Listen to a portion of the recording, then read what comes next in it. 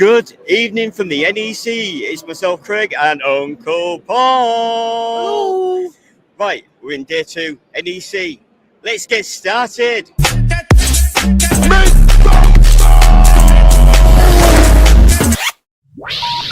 hang up and try again.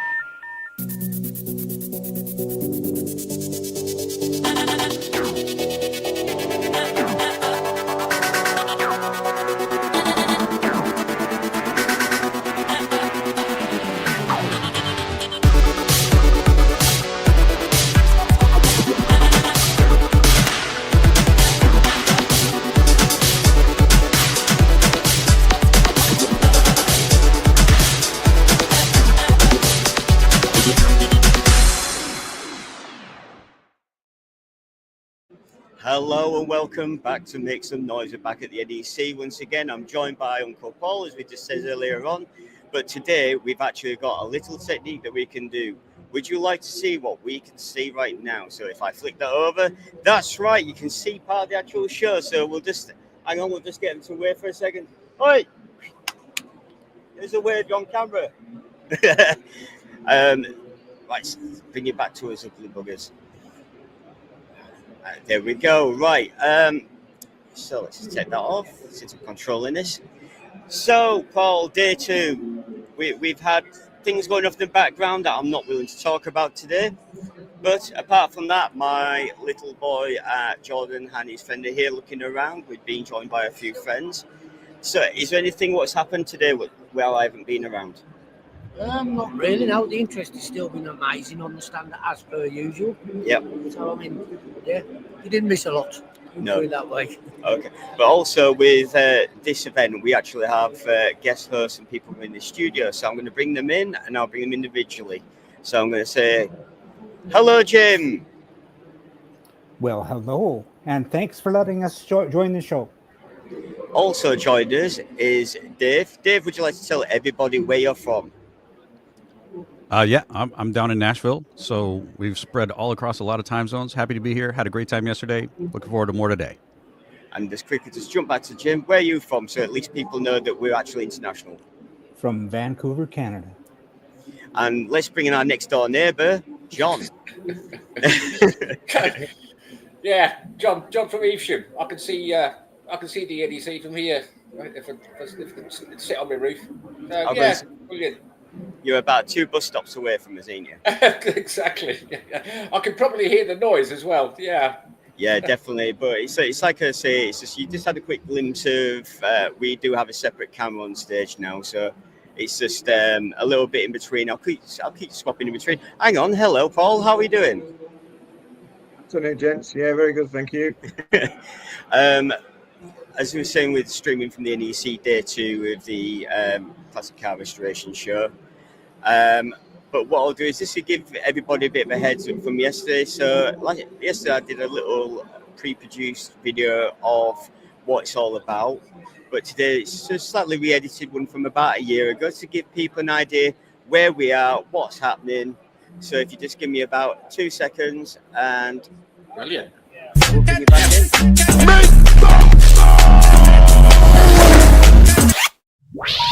Please hang up and try again.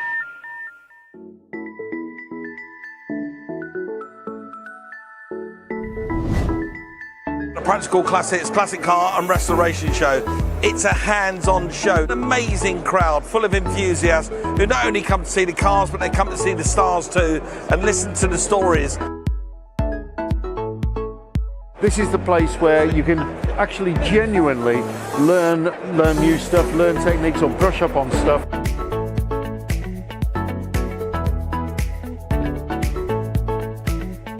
The petrol head's heaven. It's got any kind of car you could think of that you want to see. It's got modern, it's got classic, it's got cars in various states of disrepair or repair. It's got your Rester, it's got your barn finds, it's got your brand new ones, it's got every paint colour imaginable. This hall is full of potential projects. So there's cars for sale, there's an auction here, and I love to little scout around the auction, but also I love meeting the car clubs. But everybody here in the 2 main halls that we're in are connected by one thing, and that's an absolute love of cars. the modern classic side of this, but also some real old classics. There's a lot of metal out there.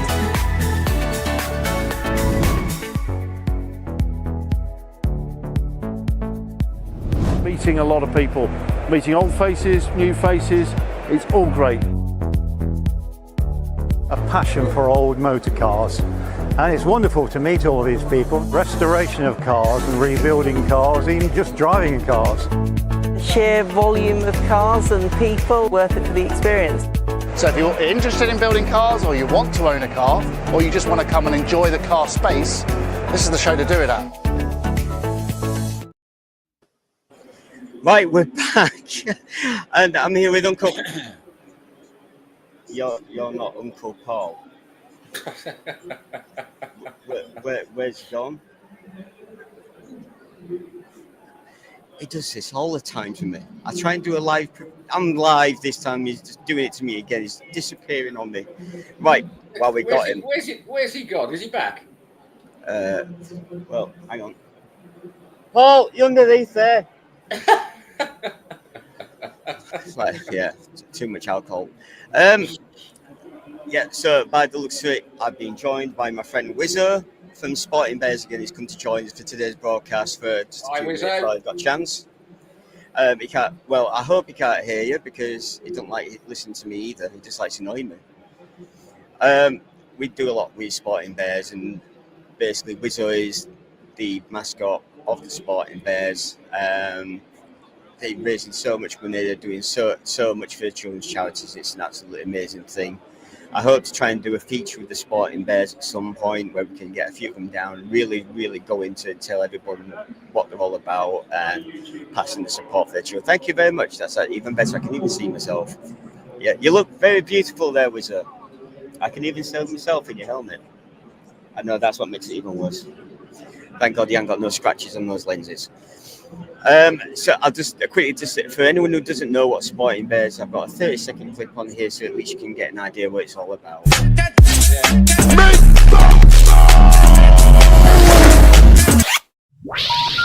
hang up and try again.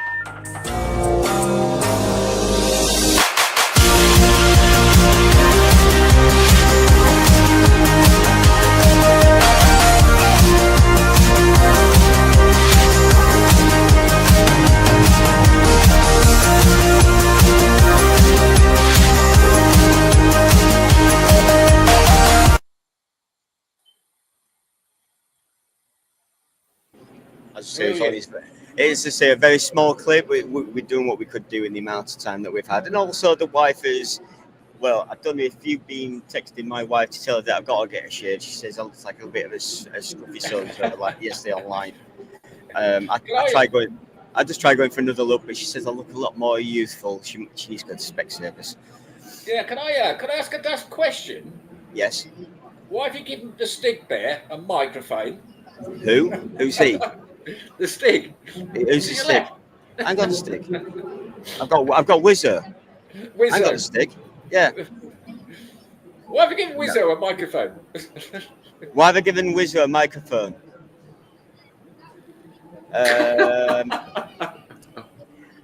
That's a second thought, actually. I didn't. Well, can you, in the honour, right, as everyone understands from a couple of days ago, we all had the sad news of the passing of Eddie Jordan. Yes. And it's a heartbreaking thing. I did shed a tear myself. I've met the guy a couple of times and he's got a heart of gold. Oh, he had a heart of gold, and my heart goes out to their family as they are. I've been a big follower of their podcast lately, which he's been doing from home. And he does have his own little thing, which was the Eddie Jordan growl. So I'm going to ask Wizzo just to basically recreate this scene. Wizzo, would you be at least able to give me a growl for Eddie Jordan himself? Well, we've got to give it the 100% effort into that. So, yeah. So, yeah, please, if anyone's coming to later today or tomorrow, get out to the Sporting Bears, donate, get out there. The money goes to a very, very good charity, children's charities. and not one of those drivers take any money for themselves. They pay for the fuel, they pay for the hotel, their meals, the cars, everything. They're the ones who do everything for us. So I'm gonna let Wizzo return back to his job, start earning more money, making more noise. Go, give me a go, growl. Thank you. And he's going to return back there. So I'm just going to run something I did last year, basically, which was unexpected, was online. So let's just watch that. When we'll bring you all back into the studio, and we can have a little bit of a chat about things. All right, see you very shortly. Rabbit, rabbit, rabbit, rabbit, rabbit, rabbit, rabbit, rabbit, rabbit, rabbit, rabbit, rabbit, rabbit, rabbit, rabbit, rabbit, rabbit, rabbit, rabbit. You got a beautiful chin. You got beautiful skin. You got a beautiful face. You got taste. You got beautiful eyes. You got beautiful thighs. You got a lot without a doubt, but I'm thinking about blowing you out. 'Cause you won't stop talking, why don't you give it a rest? You got more rabbit than Sainsbury's, it's time you got it off your chest. Now you was just the kind of girl to break my heart in two. I knew right off when I first clapped my eyes on you. But how was I to know you'd been my heroes too? With your incessant talking, you're becoming a pest. Rabbit, rabbit, rabbit, rabbit, rabbit, rabbit, rabbit, rabbit, rabbit, rabbit, rabbit, rabbit, rabbit, rabbit, rabbit, rabbit, rabbit, rabbit, rabbit. Now you're a wonderful girl. You got a wonderful smell. You got wonderful arms. You got charm. You got wonderful hair. We make a wonderful pair.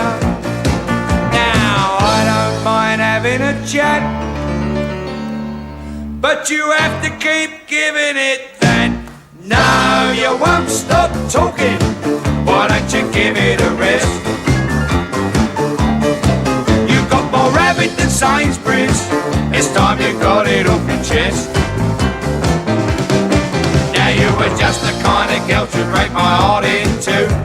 I knew right off when I first clapped my eyes on you. But how was I to know you'd been my heroes too? With your incessant talking, you're becoming a pest. Rabbit, rabbit, rabbit, rabbit, rabbit, rabbit, rabbit, yeah, rabbit, rabbit, yeah, rabbit, rabbit, rabbit, rabbit, yeah, bunny, bunny, bunny, jabba, jabba, rabbit, rabbit, rabbit, rabbit, rabbit, rabbit, rabbit, rabbit, rabbit, rabbit, rabbit, rabbit, rabbit, rabbit, rabbit, rabbit, rabbit, rabbit, rabbit. You got a beautiful chin. You got beautiful skin. Right, we're back, and it is that time again. It is Uncle Paul! So any questions, any answers can go out to Uncle Paul, anyone on the stand, and I'll bring them in. So if there's any cars you want to know about, we'll try and get the owners in to answer those questions. So brilliant. Let's bring you guys back into shot so everybody can see you. Right, and John's there with a cup in his hand. Yeah, right, guys. So before we come back to you guys, we'll start asking you some questions as well. But have you got any questions for Uncle Paul? Yeah, hang on. Go on, Paul. Far away.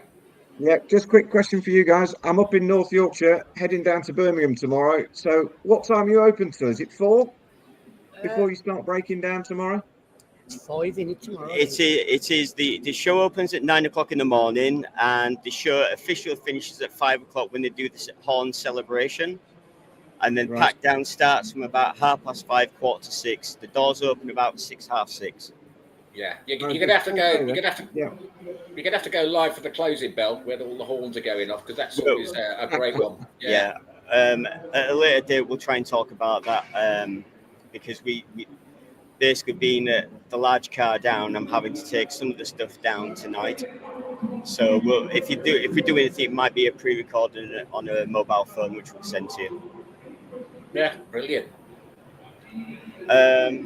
At the moment, from what I understand, Mike Brewer's actually returned to the show. We thought he wasn't here this weekend, but amazingly, I was trying to get interpretation from Wizzo, even by giving him a finger pad, a pen, a pencil, a crayon.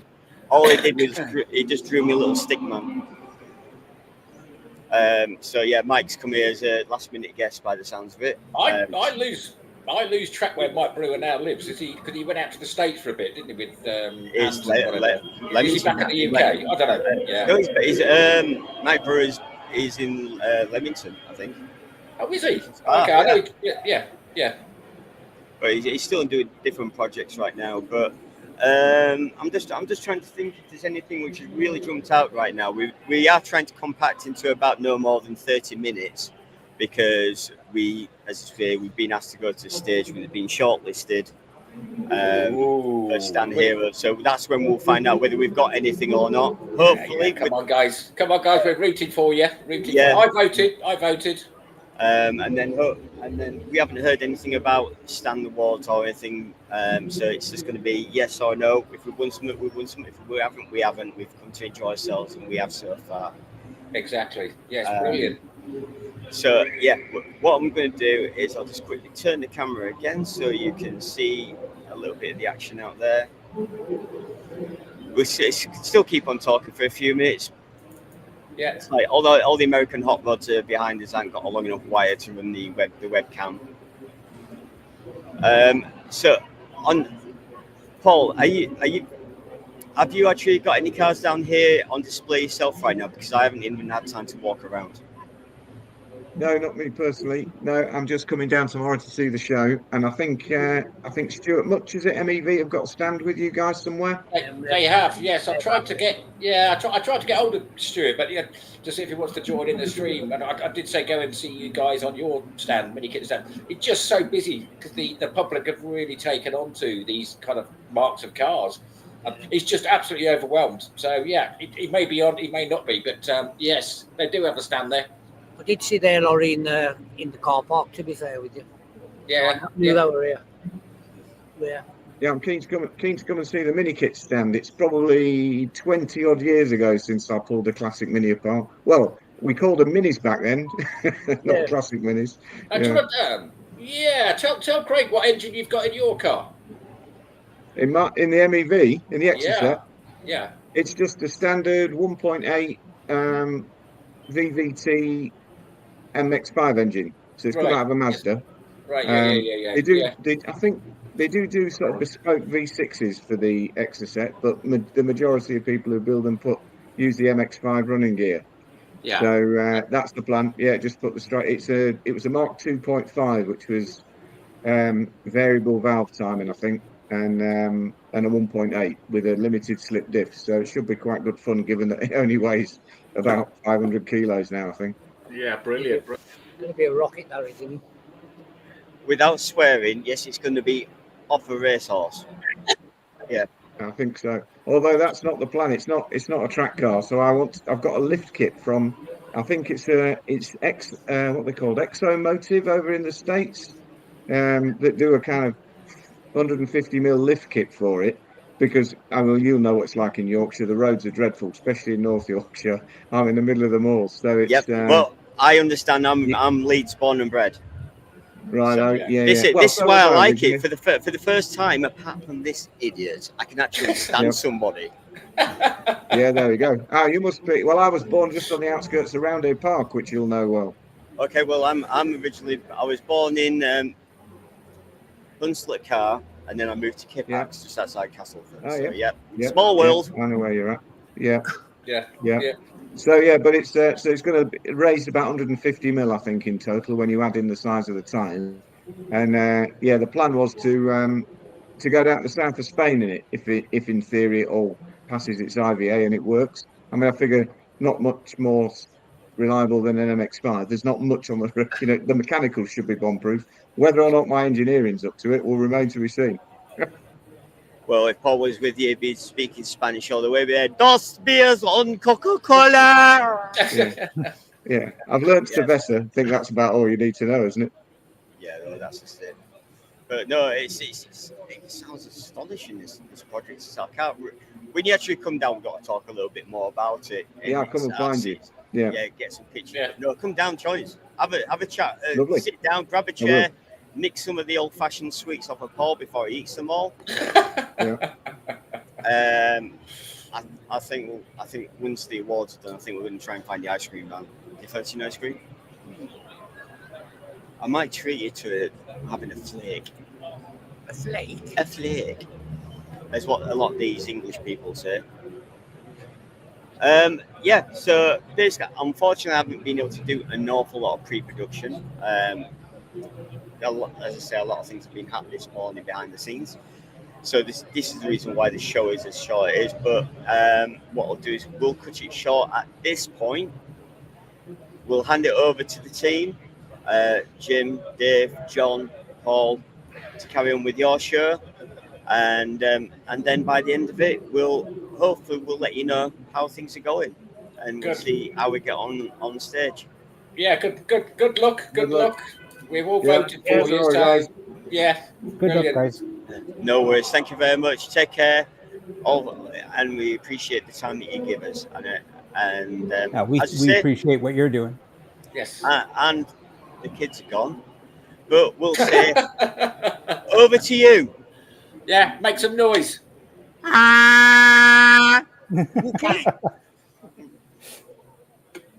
All righty.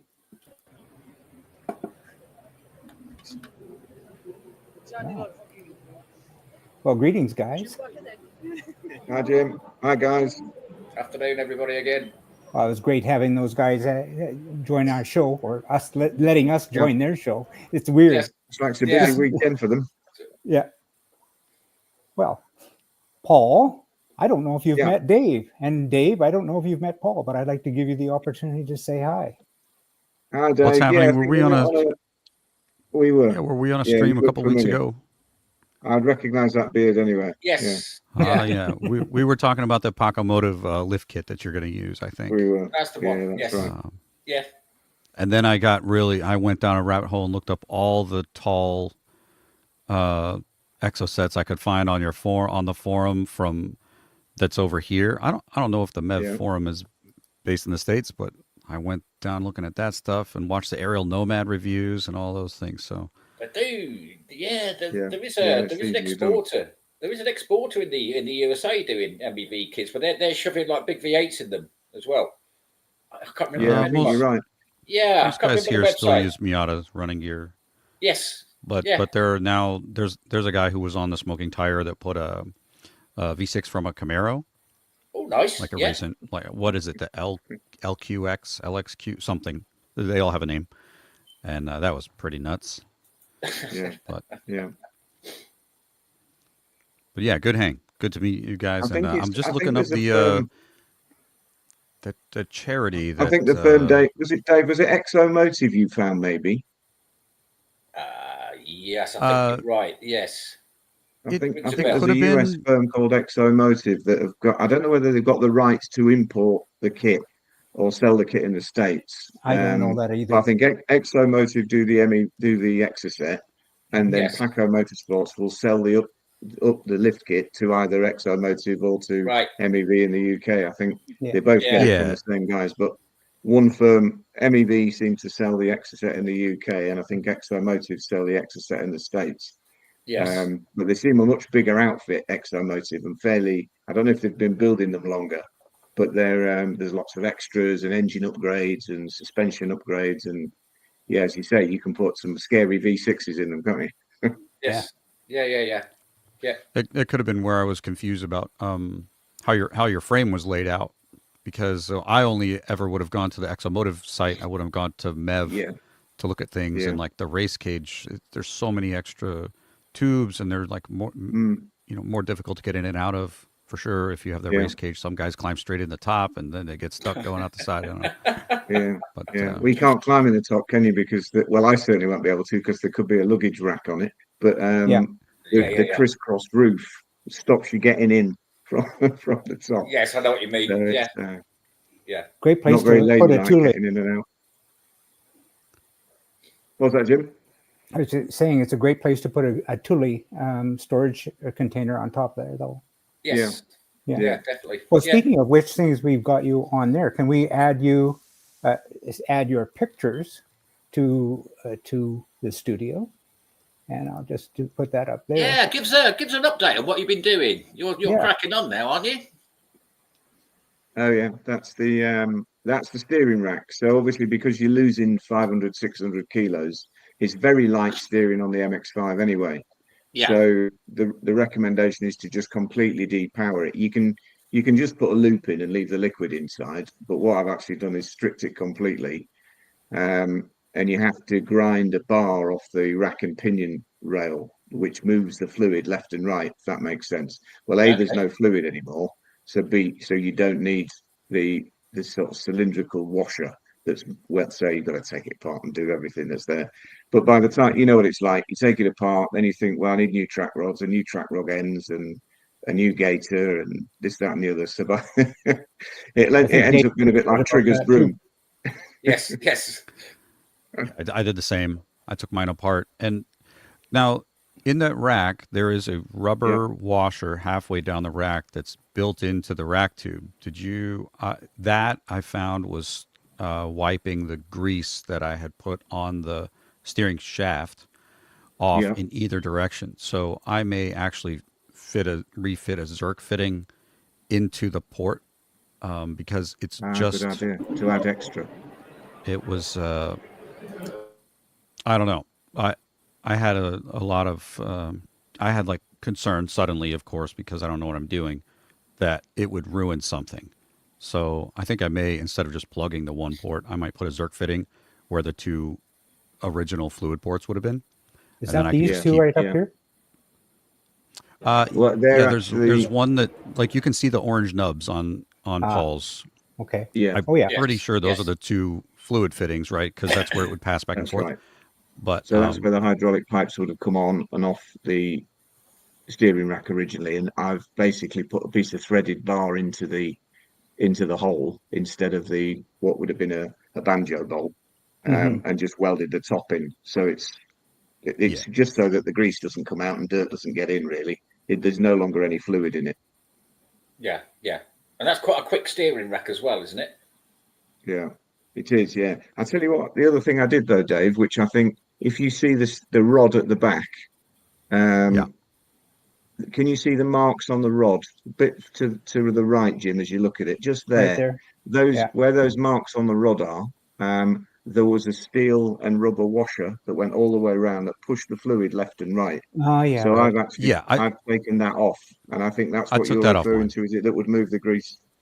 Yeah. Yes. Yeah. So we've done the same thing by the sound of it. That's not the one I'm talking about. Right. In the orange tube. Where's the one you're talking about? Inside the orange tube. If you look from the end inside that orange tube, you're going to see that it necks down, and there is a wiper seal in the tube permanently.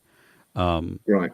So even after I took that other funky little, the washer is pretty cool, like how it's built on there. But I think if I can, I'm gonna put Zerk fittings on those two fittings. I was just gonna weld them shut, and then I was like, well, just in case, let me have a way to pump. And I'm not gonna use any fancy grease. I'm just gonna use my favorite, like red and tacky, because it smells good. Yeah. Yeah. But no, I could drill perfectly one of those old ports, couldn't I, and put a Zerk fitting in it, as you say, and then that's probably better to drill it yourself. Yeah. Oh, sorry. A fresh one. Yeah. Because then you can pick the thread pitch. I was searching for bolts, and are they NPT fittings, and do I just use an old banjo bolt that I've filled in? Like, maybe I'll probably, that's a better way. Just fill it and then make a new Zerk. Yeah, great good stuff. tip, thank you. Oh, look inside. I don't think I've seen that washer, but yeah, forewarned. I think it's on my video. Ah, yes, cardboard aided design. Is this your fuel tank again? Yeah. Yeah, so that's the size I've worked out. I can get underneath the orange cover with comfortable room around it for the the pipe work and the hoses and the fittings, and it'll carry something like, what is it, 400 by 225 by 600. It'll carry something like 30-40 litres of fuel. It's enormous. That's decent. Yeah, which for an overlander is ideal, isn't it? Yeah, absolutely. And you got room for a swirl pot? You're going to fit a swirl pot in it, or? Well, I'll put baffles in it. There's a chap. yes, baffles with them. I think. Yeah, it was Jason was on with his carbon fiber car who put me in touch with a guy that makes bespoke aluminium fuel tanks with baffles already in them, and he'll put a hole in the top that takes the sender and the fuel gauge and everything from a standard MX5 tank. So he cuts the same oval that you require. So the wiring remains the same, the fuel sender remains the same, the pump's in there. And so the ECU doesn't know any different. It's just a reservoir of fuel, isn't it? It's just, yes, yeah. So that's ideal, but they put baffles in it. Now, given that I'm not racing and I'm not likely to have the same centrifugal forces you'd worry about and therefore need a swirl pot, it should be all right without it, I think. Yes, yeah. It looks like... Oh, sorry. I'll raise my finger. Seeing as you're not racing, what size tires are you planning to use? Well, do you remember the original photograph? I think it's on my Facebook page, where there's a wheel actually stood next to the cage when I bought it, which was enormous. Yes. But sadly, that's the set of 4 wheels and tires that was stolen in the burglary. You mentioned, but actually, yes. But Stuart's he's going to let me have another 4 wheels and tires at cost if I need them. But funnily enough, I've got a spare set or the original set of alloys. And my local garage here that do tyres and various other bits and pieces have got a tyre that they call, it's like a town and country or a general grabber, John. Does that make sense to you? Being UK based, you know what I mean? Yeah, just a general grabber. So it'll fit on the standard MX5 wheel. So, but it's it's got a better ratio. So it would be a deeper tyre than you would put on, say, if you had an MX5 road car, you'd get something a bit more low profile, wouldn't you? So by the time you put a general grabber on it, you gain in 4 or 5 inches. So I think in the first instance, what I might do is just powder coat the alloys that have come off the donor car, because I'm fortunate enough, I've got a local farmer who restores tractors and traction engines, and he'll shot blast and powder coat anything. And whenever I took him, what did I take him? All the suspension parts. An entire car full. The back of the Land Rover was full of bits. 2 subframes, suspension parts, the lot. And he shot blasted them. And I said, well, I'd prefer to actually paint them with chassis paint because I also want to squirt wax oil into the cavities that you can't get to, so that now I know it's going to be as bomb-proof as it can be. So, I mean, it's a day's work of shot blasting, I would think. And when I got there to pick him up, he said, oh, it'll be at least 50 quid. Oh, my God, that is stuff. Well, if it has to be 50 quid, it has to be 50 quid. Yeah, imagine if you imagine if you did that yourself with like a wire brush, it would take you absolute days. When you couldn't get it, and you couldn't get him as good, John. I don't know how he does it. I don't know how he. Well, I do know how he does it. He's got one of those. He's got an old shipping container that he's cut a hole in the side, and the pipe comes in, and the shipping container is simply full of sand, and he disappears off in there, and he comes out, in a cloud of dust, and all of these pieces come out looking beautiful. Guys, can I interrupt for a moment? We're adding Chris Hollier to the show. Hi, Chris. Hi guys, I'm sorry I'm a bit late to the party. I've just come in from the workshop, so I've been thrashing away all day. That's all right. Thanks for joining us. You've got your party shirt. You got your party shirt on as well. Brilliant. I bet you didn't want to see me as I was. I thought I better put something there on. Well, that's terrific. This is the new mock-up for his fuel cell, Chris. Yes. For Paul's fuel cell. Cardboard design. Nomad. MEV Overlander, as we call it. I couldn't agree with you more. I use cardboard. My wife used to work for the blood service, and all the blood bags used to come packed in a box, wrapped in artist card. So I had a free supply of 2 mil thick brown artist card for free. It was brilliant, and I used so much of it. Perfect. Yeah. Oh, Paul, on your tank, if it's 400 by 600 by 200, it may actually be like a 48-liter tank. So you're going to be able to go wherever you want. Yeah. I mean, I figured he's likely to round the corners looking at his design, and there'll be some baffle work inside and bits and pieces. So I'm sure it won't be a square box, but it won't be far off, will it? Which is, I mean, I would think at the moment on the MX-5 2.5 road car I've got, it does 40 to 50 miles on a trip to the gallon. Yes. So that's a British gallon, obviously. Yes. So I would have thought that would get me probably the best part of another 100 miles, because I think it's only a 30-litre tank. Yeah, and the lightweight more. Yeah, the lightweight as well will help as well. So and you're going to keep it naturally aspirated as well, aren't you? You're not going yeah. I mean, for the time being, at least, I just wanted it when it's finished. Given that I want to travel in it, for it to be as reliable as possible. So I figure not modifying no changes to the induction, no major changes to the exhaust. Just keep it as stock MX-5 as I can, and that would help with the reliability, hopefully.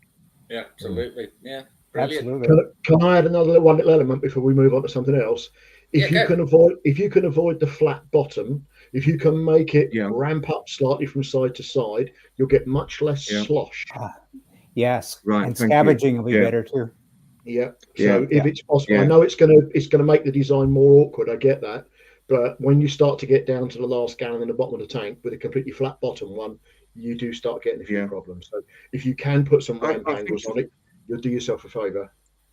Yeah, I think we can, because the as you're looking at the back of the frame, that's the actual frame, and the subframe comes in at the tank from underneath. Oh yeah, and in the top of the MX-5 subframe, there's a natural well. So if it came in at the sides, that would be perfect. It would sit in that wheel. It'd sit in that well in it perfectly. Yeah. And that also stops the flat surfaces drumming, because when there's not much fuel in it, they will bounce, and you'll hear the metal actually springing as it moves up and down. So anything you can do, even if you can just roll some swage lines in from corner to corner, so that it's not a large flat expanse, you'll do yourself a favour.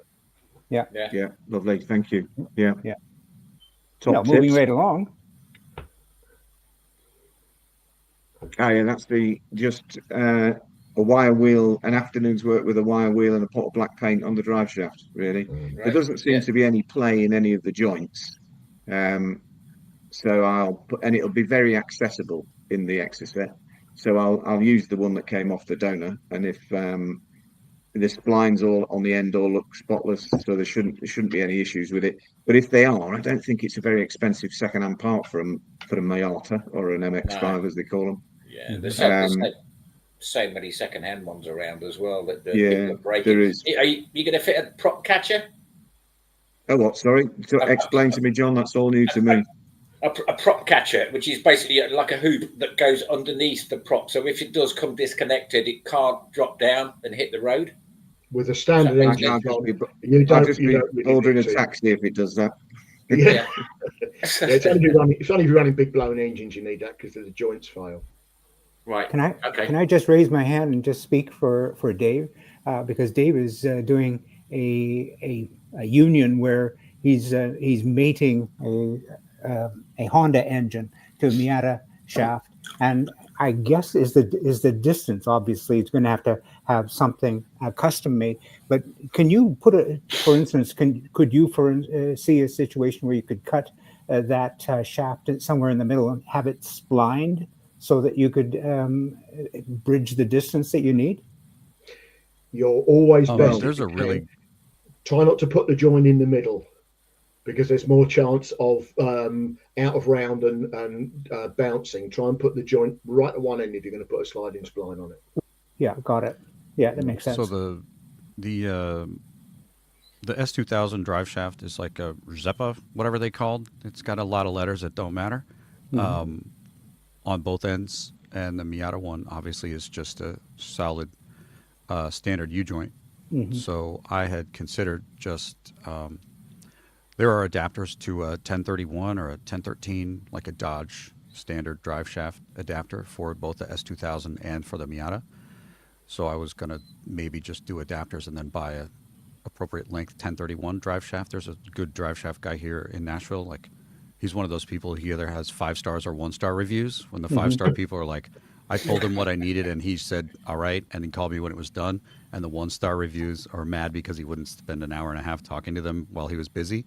So he's probably a guy that would do it like meticulously for me. My only concern is like getting it measured exactly right. But I think that like almost CV aspect of the Zeppa, or however you say it, joint that's on the S2000 end may solve like a little bit of, may also give me a little bit more angle if I needed it. Like, so it's less than 3 degrees instead of less than 2 degrees offset. But yeah, thanks, Chris. That's actually really helpful because I have an S2000 drive shaft and I can get my hands on a Miata one. If I just take them to him and say, make this total length X, he would figure out. That's what I did. If you can bolt the rear end up on the diff and slide the front end to the back of the gearbox, and then mark a common line on both shafts, he should be able to actually make you a hybrid quite easily, I would have thought. Yeah, both ends are bolt. On the S2000 is bolt on, and the Miata, the diff end is Miata diff, so it's bolt on. So it's relying on that rubber Rotaflex coupling to actually allow the shaft length, because it's you're using a Miata diff, so it's fixed, isn't it? It's independent rear end, so the diff's not going to move very much. So you don't need much in the way of length change. Just if you could have 5 mil giving it, that would be enough to cope with it. That may actually be built into that S2000 drive shaft. Because I have it in a box right in the other room, and I was like, well, I'm going to do something custom and switch it to 1031 adapters. And then now I'm thinking, well, if I just go find another Miata drive shaft, I can just take these to that guy, and then it'll be right, and I won't have to fiddle with it. Yeah. And he'll be able to balance it for you as well. Yes. Yeah. Very, very important. Yeah. And it's so short, too, right? It's only like 23, 27 inches. It's not very, so short. No, it's tiny. Because the length of the S2000 transmission, the transmission is so long, the output shaft is not like a Miata where the output is like far forward of where the shifter is. On the S2000, the output flange is really close under where the shifter is, and the transmission is so long anyway. And then it's only, it's not that far to where my diff flange is going to be because I moved my whole diff forward. Yeah. Can I ask another dumb question, Dave? What are you going to do when you yank out the S2000 transmission and put in the SADEV sequential? I will shake around a lot. I do not need that on the road, man. I'm not even going to ask you what that SADEV sequential box is going to cost you. Oh, I'm not doing that. There's no way. That thing's like that's more than my whole car. I was looking at dry sumps the other day. I looked at dry sumps and I was like, well, I could buy used NASCAR dry sump pumps for $400 and then a box of fittings for $200 and then make the pan. And then I said, you know what? I'm just going to hang the engine below the frame.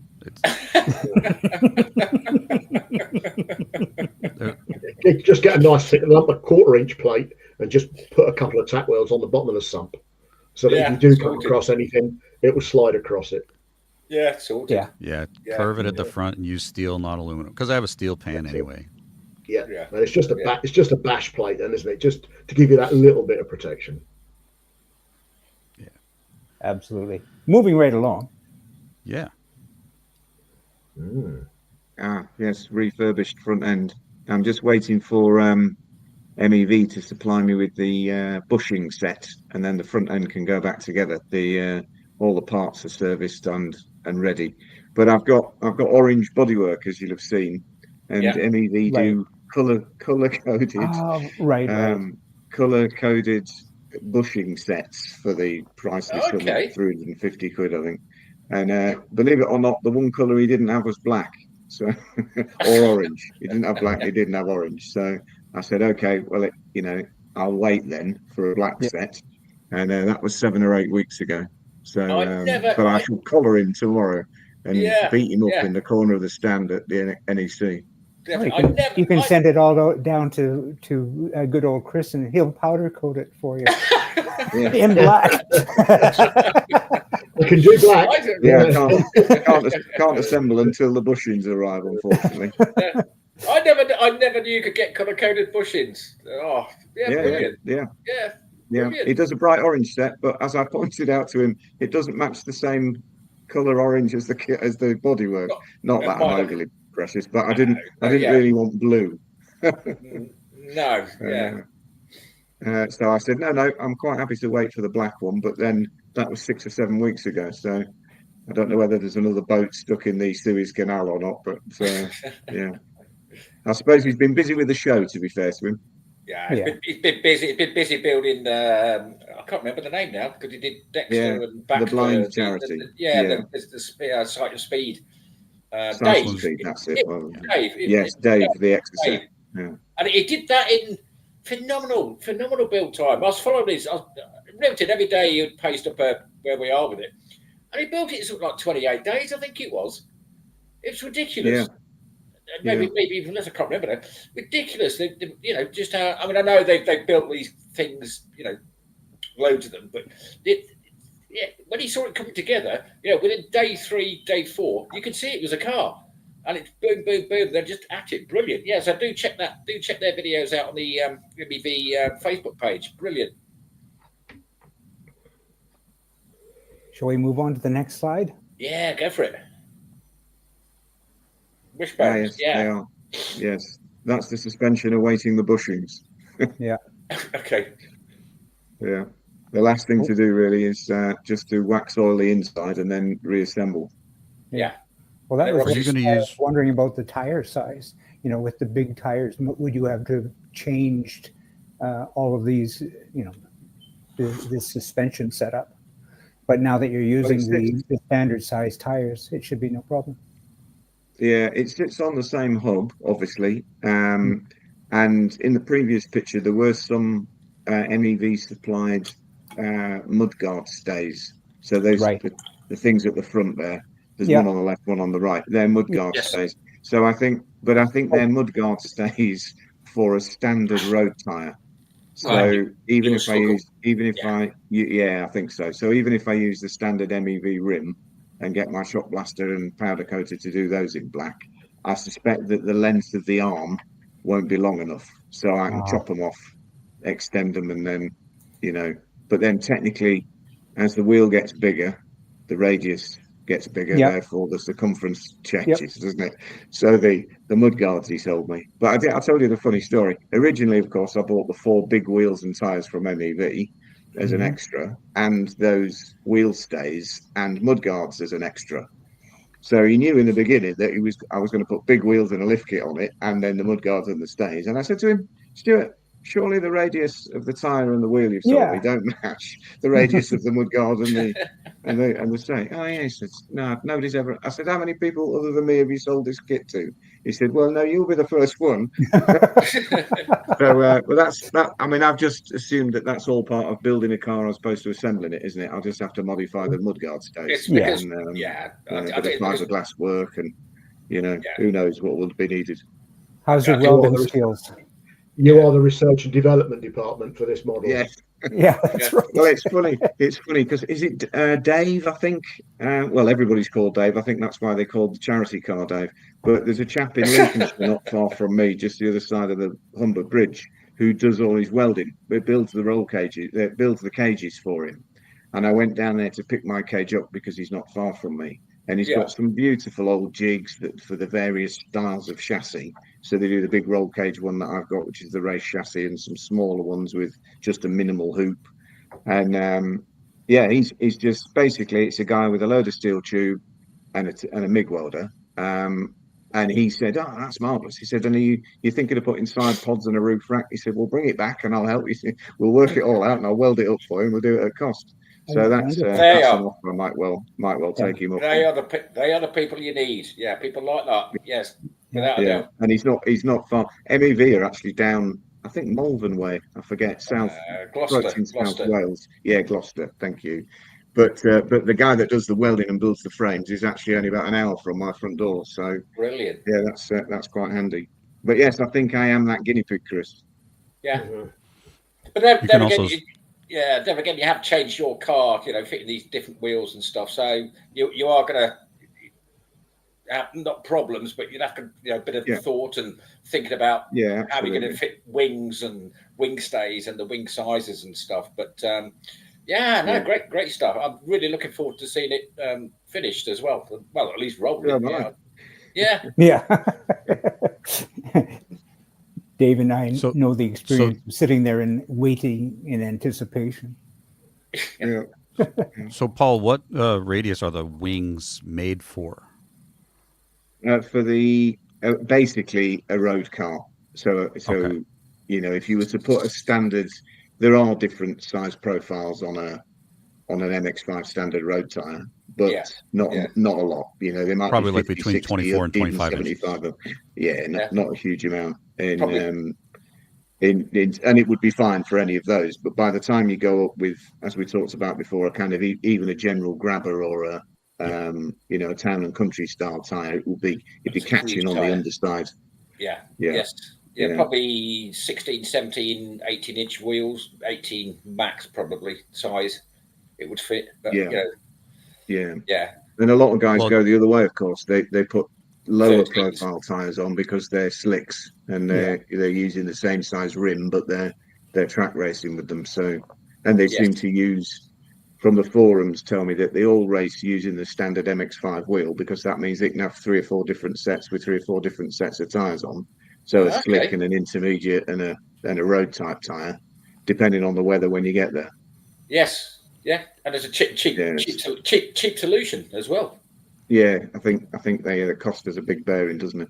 Yes. Yeah. Once it's all put back together, you could also just drive it back there with no wing stays on it and suggest that the owner of the loaner gets the part for free. Which is you do own the engineering rights to that particular part. I suppose I do. Yeah, it depends, doesn't it? Copyright's very difficult to get your head around, I think, with kit cars in particular. Yes. Yes. I think Dave's phrase I noticed Dave's phrase needs to go on a t-shirt. Oh, I stole that from the guys at Healy Bars. I rode my bike from DC up to Maine and left it there for 2 weeks so that they could prototype a part on one of my bikes. And you know, his idea is the owner of the loaner gets the part for free. And I was like, okay, I love vacation. It was like the middle of summer. I rode. My wife drove behind me. We drove back. But you know, it's not like it can't be that far. I would just take it down there and be like, hey, maybe you guys could figure out how to extend these 3.5 inches and make a new wing that fits a 30-inch profile tire. So 30-inch. Yeah, that's right. Outside. Given that you charge before them and they don't fit, or something. Yeah. There was something out there for you. And do those bolt onto where the dust covers were? Yeah. Sorry, so Jim's like at the back of the disc, absolutely right. Yeah. So they go on. Great. You've got to put them on the hub before you mount the disc, I guess, rotor, as it would be. So it goes behind that, and then it would stick out. I think that the holes in them, from what I can make out, would go where the brake caliper mounts go. So I think the brake caliper bolts stop them spinning, if you see what I mean. But I've yet to get to that part of the Meccano puzzle because everything hinges really on the bushings. Yeah, and those 2 banana bars, which you can see right in the middle of that shot at the front, he calls them banana bars, are to modify or hack up your top wishbone, just in case you go for bigger shocks that don't fit. So I'm not entirely sure how that works yet. So it's all a bit of a puzzle, but it's good fun.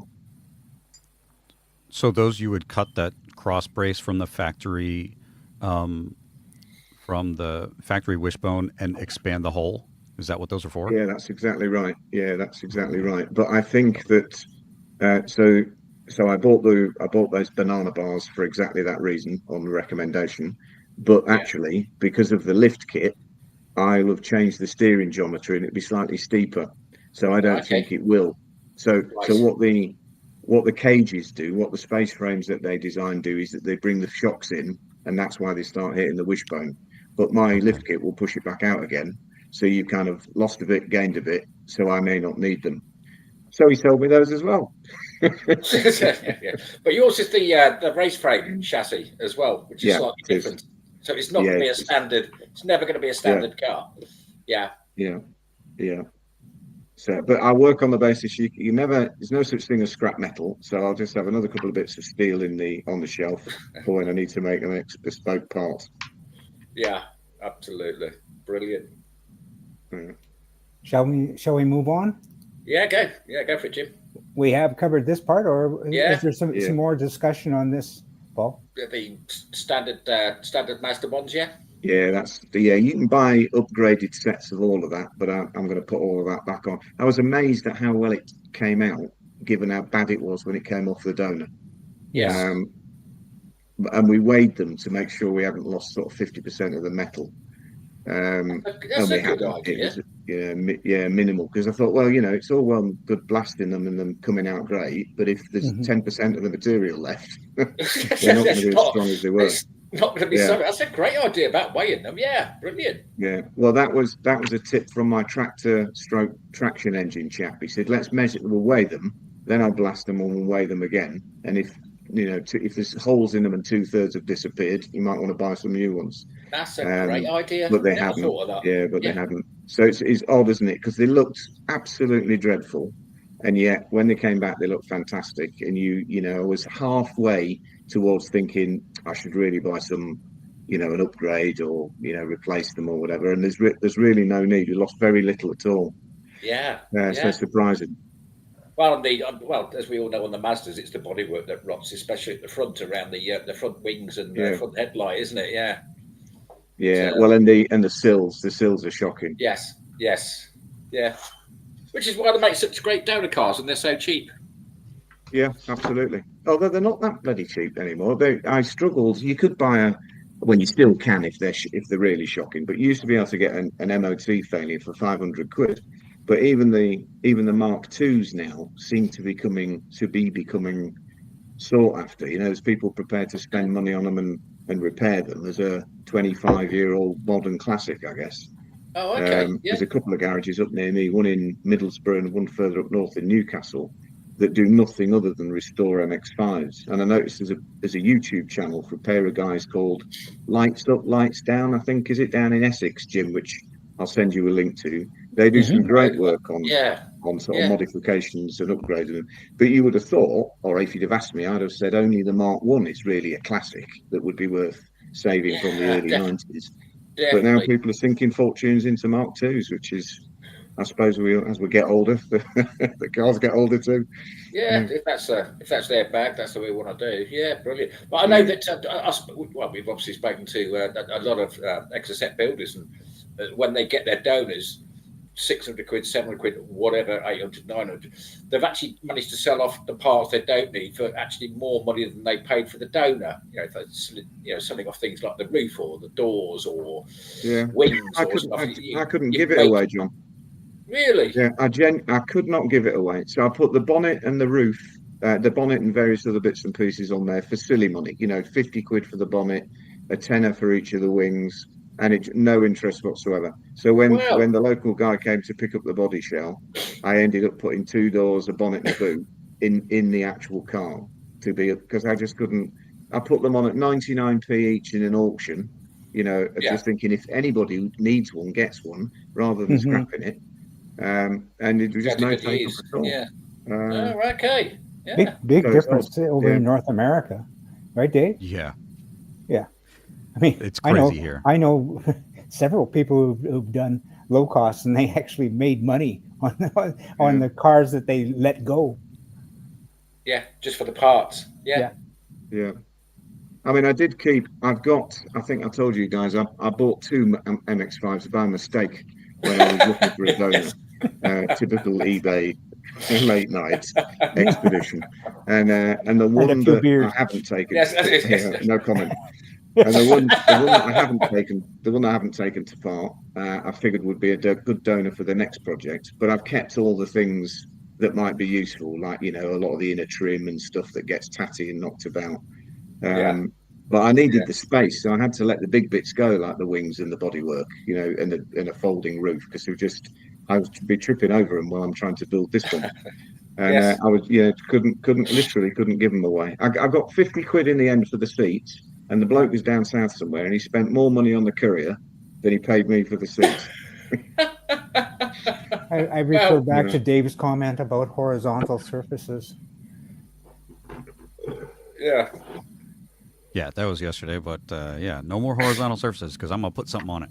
That's exactly right. Yeah, exactly. Yeah. I've got racks that go from. Your point. I've got racks in the garage that go from the floor up to the 12-foot ceiling, and they're full. Yeah. Yeah. It's easily done, isn't it? It expands to fill the available space. Exactly right.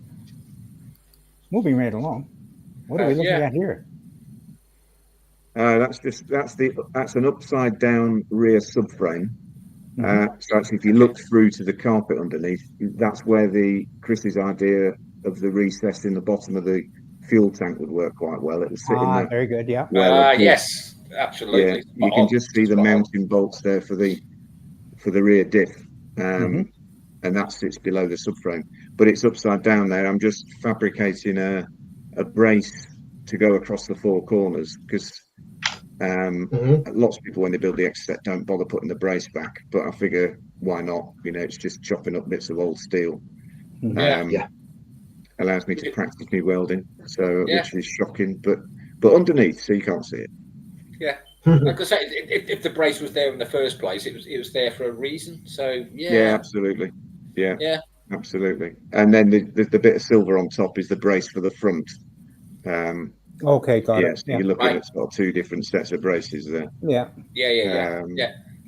So I figured out. But again, wire wheel on the old steel frame and chop it up and get it to fit, and it's surprising. Good to go. How well it comes up, really. Yeah. Yeah, and it's, as you said, John, it's so much lighter than it was that even if you've lost 10% of the steel's integrity, it's still 90% of the job, doing up 50% of the work technically. Yeah, exactly. You set my mind to thinking, I think we could probably do a show on, I guess, the quality of welding skills as you progress on the build. I'm not your man for that. No, I'm not. I've got no welding skills whatsoever. I know a good weld when I see one, because some of the companies that I work for. But I've got no chance of welding anything. No. Well, my latest trick, I think I've got my wire tension wrong because having my background over the last few years has been predominantly in rebuilding old motorbikes. So I've got a MIG welder where with the torch, with the electrode and the wire, obviously the rod, I'm doing the work myself. Yeah. Whereas I'm not at all used to the welder providing the filler rod for me, Right. And I've melted the wire to the tip, and I've welded the tip to the job. I've welded the job to the tip. It's messy, all over the place. So yes. People said to me, "Oh no, TIG welding's difficult. MIG welding's a piece of very easy." And of course, I've found completely the opposite. So yes, you need an expert, Jim. I'm not your man. Chris, what about your welding skills? You've got all the kit, haven't you? I have, and I refer to myself as competent rather than professional. Because the moment you call yourself any good at something, people want to come along and kick you in the face for it. So it's best to just say, yeah, I can weld, I can get on with it. I can't do aluminium TIG. I can do steel TIG, but my son is really good at alloy TIG welding. So I don't need to learn. I can just say, come on, James, you can do that for me. Very convenient. Yeah, brilliant. But MIG welding, I think, Paul, you want to play around with a couple of different size wires because if it's a little tiny hobby welder, 0.6 wire is about the best you're going to get away with. If you try and put 0.8 or 1 mil through it, most of the welders haven't got enough capacity or power capacity to actually get the wire hot enough. Righto. And are you using a welding gas separately, or is it this flux cord wire? Well, inside there's a little wheel that gives me two options on the wire size. So it's the bigger of the two wire sizes, and you turn it, I think, don't you, to get to, and so I've made sure all that's married up. It wasn't feeding the wire quick enough, and I think that's to do with the tension in the tensioner thing above the wheel. There should be a wire feed speed control as well. Somewhere there on the is. world. So I'm turning the speed of the wire up on the dial, and it isn't coming out any quicker. So it's backing up and welding me. It's welding me together. So I think that's because looking at doing my research on just YouTube, I don't think I've got enough tension, so it's not pushing the wire out fast enough. Yes. So that's I'll find that out when I get back from the NEC. And in answer to your other question, I bought. I'm a member because of the TIG welding. I'm a hobby gas subscriber. So I get pure argon for the TIG welding. Great. And they've done me a bottle of argon CO2 mix Brilliant. specifically for the mix. So I guess that's the shielding gas that comes out around the shroud. Dave's got his finger up. Yeah, high cost, low cost. Yeah, Paul, you might consider looking at the wheel and seeing if one of those channels is knurled and one is smooth. Oh, that's a good point. Because for flux core, I think you use the knurled one for flux core and the smooth one for regular MIG wire, or it's backwards. I don't remember, but in my little multi-process machine, that's a good point. And mine, of course, I'm in Freedom units, so we're 030 or 035 wire options on my small one, which will run on 210 or 120, but the tension sometimes is also determined by whether the wheel is knurled or not. So one side may have teeth. I don't know which one you have. I just have the Harbor Freight MIG, but I only learned on TIG to start. So now I'm like, well, my MIG welding skills are 0. So it's like, for me, I would rather just TIG it all. But there is one other little tiny nuance with that drive wheel inside with the tensioner. The groove furthest away from you, when you look at it, is the number you're looking at the front of the wheel. So if it's got 0.8 stamped on the side of the wheel as you're looking at it, that's the groove furthest away from you. Right. So it's odd, not the one nearest to the mark, to the number. Gotcha. Right. But that's the way they do it. And because those little grooves are very finely shaped to grip the entire half circumference of the wire, not just cramp it top and bottom. So if you're using the wrong size groove, it won't drive the wire properly. Yeah, it could be a combination of all of the above then, I think. Yeah, just that. But it's an RTEC 200, so they're pretty good at. Yeah, it's the same place I got the TIG welder from, so, and they're pretty good help wise. So and they do a good manual, but of course I just put it together and away I went. Right? Rather than reading the manual. Reads manuals. I'm gonna have to go, guys, because I've got visitors just turned up. So that's right. Sweet. No worries, Chris. Nice to say hello, and I'll catch up with you next time. All right. Thanks so much. Catch up with you soon, Chris. Yeah, cheers, Chris. Bye. Thanks for the tips. No worries. That was great for him to drop in. Appreciate it so much. Brilliant. I'm still keeping my eye on the MiniKits stand. I've still got their feed is still live. Well, that's right. I've been watching them in the background and seeing if anything was happening. And who knows? They may be dropping in with either good news, or they may not be dropping in. well, exactly. I know the awards at the NEC. They'll be announced at 4:00, which is it's gone now. Brilliant. I mean, well, they've won it. I think not quite two. Well, they won 2 awards at the NEC. The very first kit car group to ever win an award at the NEC, which is normally for classics and so on, which I keep banging on about. So we're getting out there in the mainstream. So I really hope they've done well. I mean, basically, I voted. We all voted. So see how they get on. I tried to post a link, but the link is like 8 million characters. So too bad. Yes. Yeah, I had to go direct to the NEC website, and then it was buried very deep in one of their sub menus. But I did manage to find it, and so I stuck that up for people to just have a look at. Yeah. So, guys, we've been on for, as usual, 1 hour and 9 minutes. As always. So, so it's great to have a progress report from you, Paul. That's absolutely wonderful what you're doing. And thanks for having me again. Yeah. No problem. Yeah, and we'll be looking to catch up with everybody, including you, Dave. So why don't we put a bow on this for now? I know that Craig can leap in and he can create a stream at his end any particular time. So if he wants to keep us updated with good news or maybe no news at all, he can do so. So why don't we say, I'm going to say goodbye for now at 7 Spot Jim. Dave, do you want to say goodbye for now? Goodbye for now. How about you, John? Be seeing you. And Paul?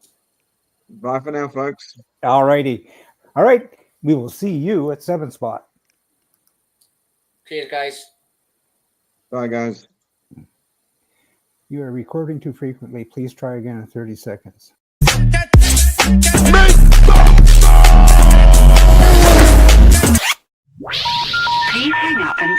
train.